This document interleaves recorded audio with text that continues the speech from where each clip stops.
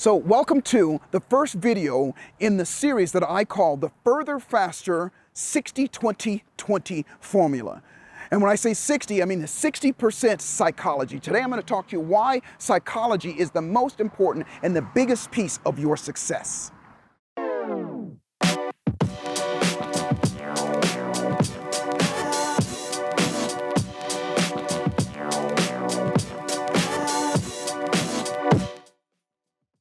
So the 5 essential shifts to a winning psychology. What do I mean by shifts? What do I mean by winning, and what do I mean by psychology, and what does it mean to you? And why do you need to have a winning psychology to create the life, the lifestyle, the wealth, and the happiness that you want for your life? So let's start with psychology. What is psychology? Psychology is a big word for thoughts that we have. More specifically, the consistent thoughts that we have consciously and unconsciously or subconsciously about ourselves, about other people, and about the world around us. And those thoughts, they shape our lives. If you believe that you're great and that you're awesome and that you're going to make stuff happen and things happen for you, then guess what? You'll feel that way and you will proceed that way. Conversely, if you think that, there's something wrong with you, you got, bad habits, you got all these things that's going on, then you won't perform as well. But understand this, thoughts are always just the pictures and the words that we're saying to ourselves in our mind. And here's the clincher. Our brain and our body can't tell the difference between what's real and what's not when we imagine it. And that's all thoughts are, our imagination. So your psychology are those thoughts that you consistently do over and over again. Forget where they came from for a moment, but we live according to our psychology. And so given what I just said, that our psychology, which drives everything in our lives, it just consists of the unconscious and conscious thoughts that we think about ourselves, other people in the world around us. Let's talk about those elements and how they work together. First off, identity is the number one. What we think about ourselves will determine how we feel, and what we feel is what we'll do, and what we'll do is what we'll have. So if you're thinking bad thoughts about yourself, like I said, then guess what? You're not going to feel like you can do something, and you won't do it. But if you're thinking great thoughts about yourself, then guess what? You'll have more energy, you'll have more enthusiasm, you'll have more determination and more certainty, and you'll go after it. And it's the same thing about what you think about people. If you think people are bad and evil, and that they're untrustworthy and they do bad things towards you, then guess what? You're going to feel that way, and you're not going to trust them as much, and therefore you won't proceed in a way that's going to produce results that you want. And then lastly, the world around you. If you think the world is a cruel place, it's full of danger all over the place, and it shows up all over the time, then guess what? You're going to be apprehensive about doing things. But on the other side, if you think that the world is abundant and that there's all kinds of great things happening out there in the world, then you'll be more optimistic. You'll have more options to do that. Now, a lot of this may seem a little theoretical and up in the mind and so on and so forth. But in order for this to have practical use, I want to share with you the 5 essential keys to shifting your own psychology so that you can use it in the real world. And to do that, I'm going to talk about how you use it for yourself, changing yourself, and so that you can use it for your clients or your customers as well. The first step is, number 1, like I said, who are you? Your identity, who are you? When you define who you are, when you get a good solid definition of who you are, and guess what? You get to make it up. You get to decide who you are. Your brain can't tell a difference between what's real or not. So if you decide that you're an amazing human being, that you have skills and that you're worthy and all of those things through whatever method that you do it, repetition or embedding it into your nervous system or neuroencoding or whatever you do, then guess what? That becomes your reality. And guess what? You show up that way. But here's the greatest part about it, is that you impact other people as well. You impact your customers as well. And then also, what you think about them. Remember, the second thing in terms of your psychology is what you think, your constant thoughts, what you think about them. And how do you find about them? You got to ask. Now, by the way, the first question is for you, who are you? Write it down. Describe it. In my book, Awesome Sauce, I talk about developing your own strong identity. There's steps to make it happen. But the second thing is that you got to ask for your customers, who are they? You got to decide in your mind, who are they? If you're thinking that they're weak and that they are too curious or they're not smart or anything like that, then you're going to treat them accordingly. But guess what? If you describe them in your mind as to who they are to you, then guess what? You'll feel that way. But here's the greatest part about it. You can ask them. I do it through questionnaires or whatever, and you can find out about your customer. The more that you know about your customer or your client, then guess what? That becomes the foundation of what you can build from them, because then you can start to deliver something that is alongside with and runs parallel with who they believe that they are themselves. And the second shift is what? And remember, we want to shift ourselves as well as what we think about our customer or our client. What do you want? What do you really want?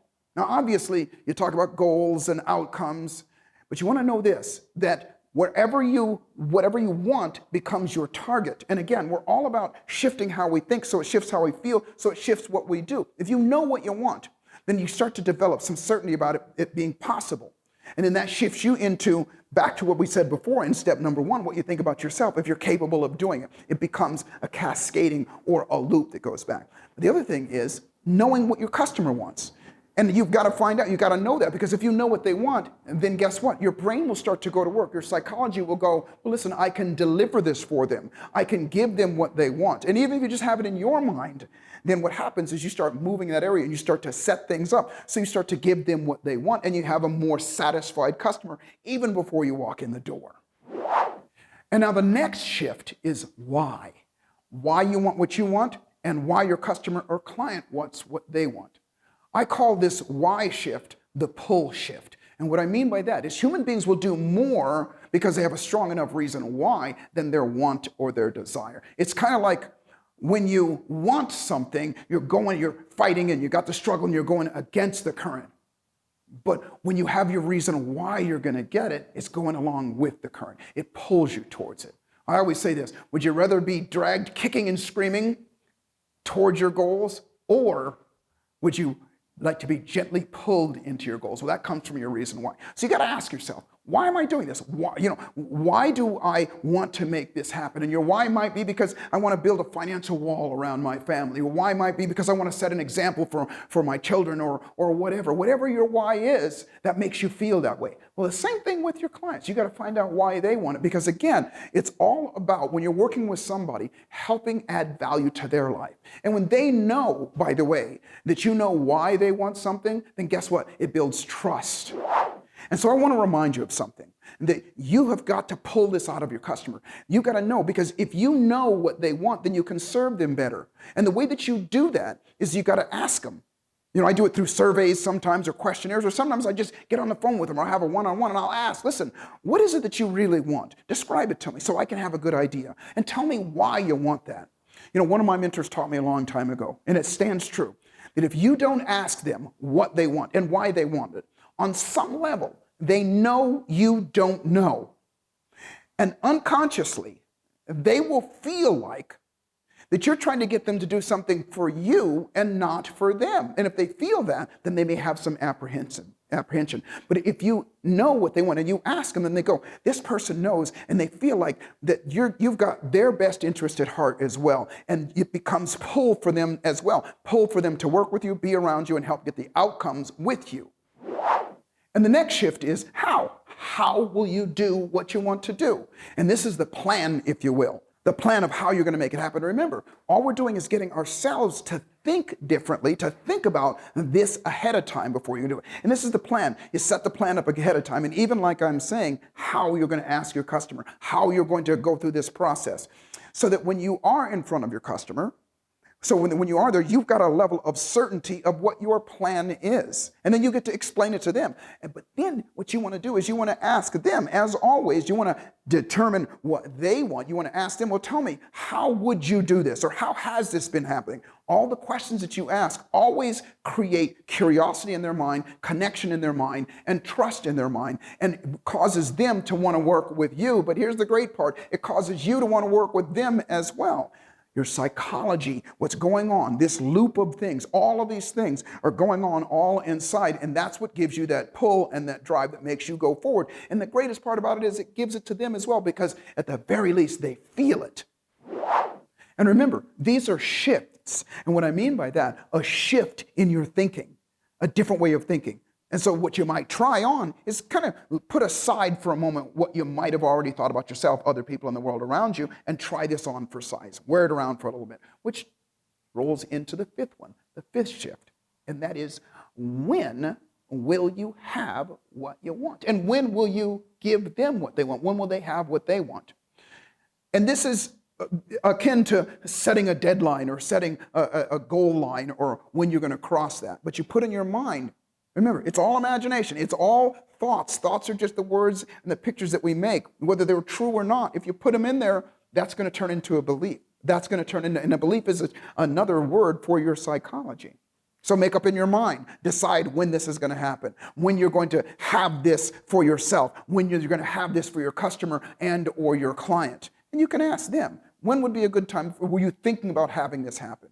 When do you want to make this happen? Get it in their mind as well. And then you can coincide and you can work together to make that happen. That kind of shift, all of those shifts right there, they make a difference for yourself, how you feel. But remember, these questionnaires or however you're going to ask somebody that you're going to ask somebody, it causes them to shift their psychology as well. And probably most important, it causes you to feel differently about them, better about them, and about yourself and your ability to deliver what your promise is to them. And so that's it. These are the 5 shifts that you want to make. The 5 shifts that you want to make in your own psychology about yourself, other people in the world around you. And when you use these, then guess what? Everything changes around you. But remember, this is only 60% of this entire equation that I have in terms of going further, faster. I've outlined all of this in my book, Awesome Sauce. And you can get a free copy.